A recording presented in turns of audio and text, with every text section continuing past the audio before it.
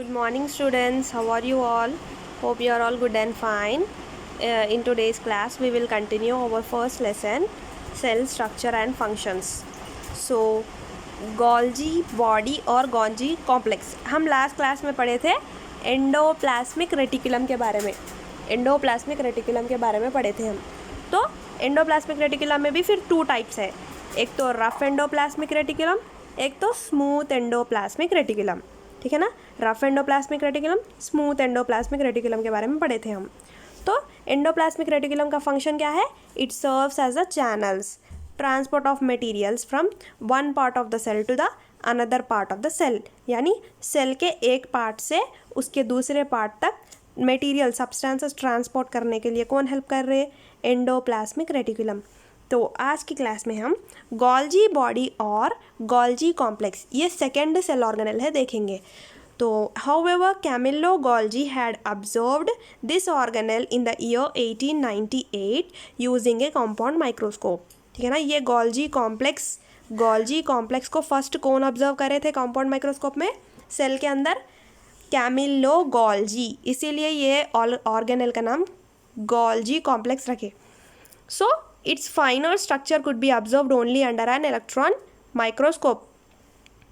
उन्होंने compound microscope में observe करे, लेकिन इसका फाइन स्ट्रक्चर हमको कौन से माइक्रोस्कोप में दिखता? Electron microscope. This organelle is also made up of several membranes.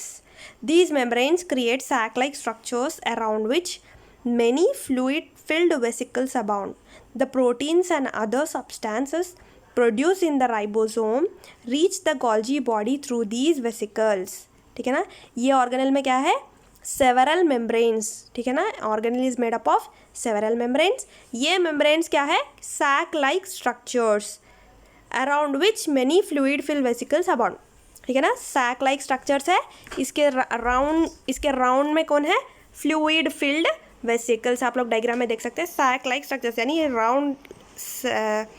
Round structures दिख रहे हैं ना. इसके राउंड सराउंडिंग में कौन है? पूरे vesicles. Here these substances are altered slightly. In one sense, the function of the Golgi bodies is to pack various substances before they are transported to other parts of the cell. From here, these substances are either sent towards the cell membrane or to another organelle, the lysosome. After reaching the cell membrane, these substances are secreted from the cell and sometimes even used to regenerate or repair the membrane. ठीक है ना. तो क्या हो रहा है यहाँ पे? Here substances are altered slightly in one sense. The function of the Golgi complex. Function क्या है Golgi complex का? Golgi body का? Pack various substances before they are transported to other parts of the cell. ठीक है ना. कौन सा भी मटेरियल सेल में दूसरे पार्ट्स को सप्लाई होने से पहले पैक कर रही. ठीक है ना. पैक करने की मशीन कौन है? गोल्जी बॉडीज या फिर गोल्जी कॉम्प्लेक्स. ठीक है ना. क्या है गोल्जी बॉडी का function? Pack various substances. Packing of various substances. समझ में आया ना. From here these substances are इधर sent towards the cell membrane और to another organelle. Golgi complex से ही सब्सटेंसेस या तो सेल को जा रहे या फिर दूसरी और अदर ऑर्गेनेल्स को ट्रांसपोर्ट हो रहे. After reaching the cell membrane these substances are secreted from the cell. ठीक है ना. सेल मेम्ब्रेन को जब ये सब्सटेंसेस रीच हो रहे, वहाँ पर क्या हो रहा?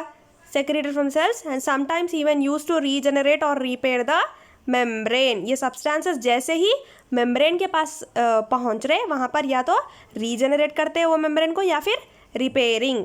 The number of Golgi bodies varies from cell to cell. ठीक है ना. एक सेल में कितने गोल्जी बॉडीज रहना वो सेल पे डिपेंड है. तो एवरी सेल में different number of Golgi bodies are present. Their number is particularly large in those cells that secrete hormones and enzymes. ठीक है ना.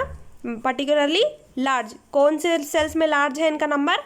सेक्रेट्स हार्मोन्स और एंजाइम्स. जो भी सेल में हार्मोन्स या फिर एंजाइम्स सेक्रेट हो रहे, वो सेल्स में ये नंबर इनका ज़्यादा रहता. किसका? गोल्जी बॉडीज़ का. समझ में आया ना. गोल्जी बॉडी का फंक्शन क्या है? Packing of substances before they are transported to the cell. कौन से भी सेल के पार्ट को सब्सटेंसेस ट्रांसपोर्ट होने से पहले पैकिंग हो रही है यहाँ पे. ठीक है ना. लाइसोसोम, नेक्स्ट सेल ऑर्गेनेल क्या है? Lysosome. One of the facts that troubled the scientists for a long time was that certain enzymes present in the cell have the ability to destroy almost all the structures in the cell but didn't damage it. This puzzle was solved when lysosomes were discovered as tiny particles visible in the cytoplasm. ठीक है ना, scientist के लिए ये एक बहुत बड़ी problem थी. क्या? कि सेल में क्या है, थोड़े एंजाइम्स सेल के अंदर थोड़े एंजाइम्स को कैपेसिटी थी. कैसी capacity? To destroy almost all the structures in the cell. ठीक है ना, सेल के अंदर थोड़े स्ट्रक्चर्स को डिस्ट्रॉय करने की कैपेसिटी थोड़े एंजाइम्स में थी. ठीक है ना, बट डैमेज नहीं कर रहे थे, पूरा डैमेज नहीं कर रहे थे, लेकिन थोड़ा बहुत नुकसान था. एंजाइम्स, ऐसे थोड़े एंजाइम्स थे जिससे सेल में क्या हो रहा था, डिस्ट्रॉय करने की कैपेसिटी हो रही थी. तो ये पजल इन लोगों को कब सॉल्व हुआ? साइटोप्लाज्म में छोटे छोटे जो विजिबल छोटे छोटे पार्टिकल्स है, इन लोगों को डिस्कवर करने के बाद साइंटिस्ट को मालूम हुआ कि ये छोटे छोटे पार्टिकल्स रिस्पॉन्सिबल है, ये डैमेज के लिए ये लोग रिस्पॉन्सिबल है. तो इनका नाम क्या रखे उन लोगों ने? Lysosomes. It was found that they contain the destructive enzymes. ठीक है ना, ये जो स्मॉल माइन्यूट पार्टिकल्स है लाइसोसोम्स में क्या है? Destructive enzymes. These enzymes normally do not come in contact with the rest of the cell. The materials that need to be destroyed are transported to the lysosomes. ठीक है ना, ये enzymes क्या है? दे आर नॉर्मली कॉन्टैक्ट में नहीं आते ये एंजाइम्स, लेकिन द मटेरियल्स जो डिस्ट्रॉय करने के लिए ट्रांसपोर्ट होना, कहाँ पे ट्रांसपोर्ट हो रही है? लाइसोसोम्स में ट्रांसपोर्ट हो रही है. Then the lysosomes get them digested at times. The lysosomes burst and the enzymes are release to digest the cell. Hence lysosomes are also known as suicidal bags of the cell. Important है ये, 2 marks के लिए very important. क्या हो जाता? जैसे ही ये enzymes lysosomes को रीच होते, लाइसोसोम्स में क्या हो रहा? लाइसोसोम्स बर्स्ट हो जाते, बर्स्ट होके एंजाइम रिलीज करते. एंजाइम जैसे ही रिलीज हो रहा, ये सेल क्या हो रहा? डाइजेस्ट हो जाता सेल. हेंस इसीलिए ये प्रॉपर्टी क्या बोल रहे हैं लाइसोसोम्स की? Lysosomes are also known as suicidal bags of the cell. ठीक है ना, लाइसोसोम्स का और एक नाम क्या है? Suicidal bags of the cell. क्यों? लाइसोसोम्स में क्या रहते? डिस्ट्रक्टिव एंजाइम्स रहते. इन लोग क्या करते हैं? सेल को बर्स्ट करके डाइजेस्ट, किसको डाइजेस्ट करते? सेल को. Next mitochondria. नेक्स्ट क्या है cell organelle? Mitochondria. Observing mitochondria. पहले माइटोकॉन्ड्रिया ऑब्जर्व कैसे, इसके लिए एक्टिविटी है. Let us do this activity with onion peel. ठीक है ना, प्याज की जो बाहर की पील रहती है उससे ये हमको एक्टिविटी करना है. Make a fresh solution of Janus green be in a beaker. Mix 200 mg Janus green be in 100 ml of water. ठीक है ना, क्या करना? हम सॉल्यूशन बना लो जैनस ग्रीन बी का, फिर 200 mg जैनस ग्रीन बी का 200 mg लेकर 100 ml ऑफ वाटर में मिक्स करना है. Take a watch glass, pour some solution. Put the onion peel in this solution and keep it about half an hour. ठीक है ना, क्या करना? एक वॉच ग्लास में थोड़ा सा ये जैनस ग्रीन बी का जो हम सॉल्यूशन बना लिए थे उसको थोड़ा सा डाल के उसके अंदर क्या डाल देना? ऑनियन पील डाल देना ये सॉल्यूशन में. उसको कितनी देर छोड़ देना? एक आधा घंटा. Keep a piece of onion peel on the slide and wash thoroughly with water. क्या करना? अब ऑनियन पील को स्लाइड पे रख के वाटर से अच्छे से धो देना. Cover the slide with the cover slip and observe it under the microscope at high magnification. क्या करना है? एक स्लाइड को कवर स्लिप से कवर कर दे के उसको माइक्रोस्कोप में ऑब्जर्व करो. Observe and make a sketch of the same in your notebook. Compare it with the given diagram. You can do this activity by taking other available materials like leaves of केसिया तोरा और चीक sales. तो onion peels नहीं use कर सके हम, ये दोनों को भी यूज़ कर सकते. You may have observe green oval और cylindrical grains scattered in the cytoplasm. These are mitochondria. ठीक है ना, तो ओवल शेप्ड स्ट्रक्चर्स हमको दिखते हैं उसके अंदर. तो ये स्ट्रक्चर्स क्या है? माइटोकॉन्ड्रिया बोल रहे. देखो शेप देखो माइटोकॉन्ड्रिया का कैसा है. So mitochondria are small spherical और सिलेंड्रिकल ऑर्गेनेल्स. क्या है माइटोकॉन्ड्रिया? स्मॉल स्पेरिकल और सिलेंड्रिकल ऑर्गेनेल्स. शेप क्या है माइटोकॉन्ड्रिया का? Small spherical or cylindrical organelles. Generally, a mitochondrion is 2 to 8 micron long and about 0.5 micron wide. It is about 150 times smaller than the nucleus. There are about 100 to 150 mitochondria in each cell. ठीक है. Long कितना long है 2 to 8 microns in length और width में कितना है 0.5. ये length कितनी है इसकी यहाँ से यहाँ तक कितनी है लेंथ 2 to 8 माइक्रॉन्स. और ये विड्थ यानी ये हिस्सा यहाँ से यहाँ तक कितना है 0.5 माइक्रॉन्स. तो न्यूक्लियस से कितना छोटा है ना 150 टाइम्स स्मॉलर. न्यूक्लियस ही हमको विजिबल नहीं है हमारे आँखों को, न्यूक्लियस से फिर 150 टाइम्स छोटा है ये. There are about 100 to 150 mitochondria in each cell. एक सेल में कितने माइटोकॉन्ड्रिया है ऐसे 100 to 150 mitochondria which seen under the compound microscope. The mitochondria appear as oval or cylindrical dots in the cell. The diagram of mitochondria shown in typical cell is hypothetical. Electron microscope reveals their unique internal structure in great detail. Information derived from the electron microscope tells us that mitochondria are made up of double membrane wall. ठीक है ना. Electron microscope में जब हम mitochondria को observe करते हैं तो इस हमको क्या इन्फॉर्मेशन मिली कि डबल मेम्ब्रेन वॉल है यानी 2 मेम्ब्रेन्स है माइटोकॉन्ड्रिया को. The inner membrane of the wall protrudes into the interior infolds and form structures called cristae. The space between cristae is found filled with a substance known as matrix. ये diagram में देखते तो समझ में आता.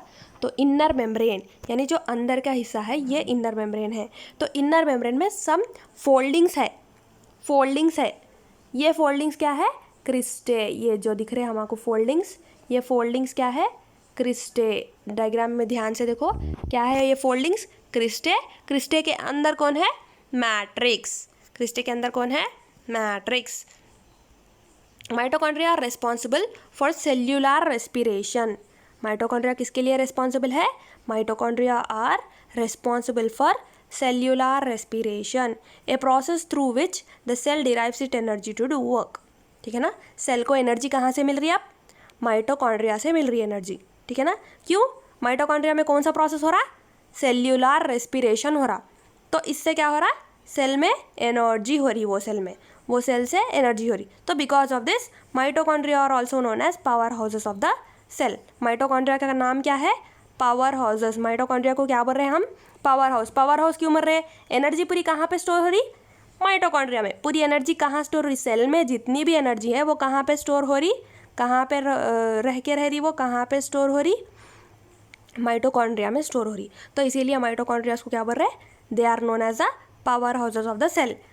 Lysosomes are known as the suicidal bags of the cell. Mitochondria are known as the powerhouses of the cell. Ribosomes. These are small granule-like structures in the cytoplasm of the cell. Small granule यानी छोटे छोटे dots या छोटे छोटे balls के जैसे रहते हैं ribosomes. They are called ribosomes. ये किससे बने हुए हैं they are formed of RNA and proteins. ठीक है ना. किससे बने हुए हैं RNA and proteins. There are two types of ribosomes है सेल में.